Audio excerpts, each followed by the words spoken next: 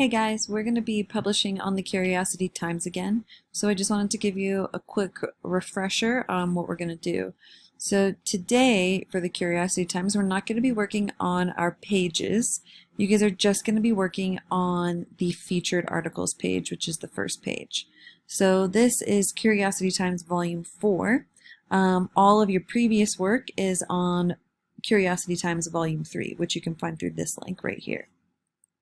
I've set it up so that you have an image, a picture source caption, your title, your name, and then where you write your 3 to 4 sentence blurb. So let's say you go on to this page. What you need to do is you find your name. So let's say I'm Adenike. I'm going to type in my title right here, the title of my article. Okay? So then it should look like this. I'm going to write my blurb here. Blah, blah, blah, blah, blah, blah, blah, blah, blah, blah, blah, blah. It should be 3 to 4 sentences, something that's very convincing for your readers, something that's going to try to get them to click this. So a little bit of clickbait here. Please don't change any of the settings on here. Everything is set up so that it looks the same on the first page. Today you're also going to be finding an image, so you'll click Insert Image here. Then click the 3 dots. Replace image, and you can select an image.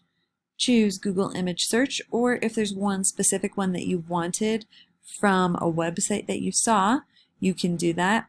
So Google Image Search, I want a picture of cats. Ooh, nice, I like this one. I'm going to select it, insert, and it's going to replace where it said insert image here.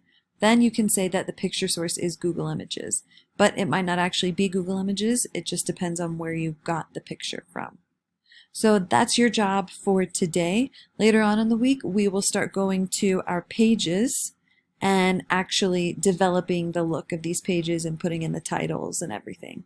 So today your job is just to focus on this new home page and adding the title of your article and writing a 3 to 4 sentence blurb and putting in an image to go with your article.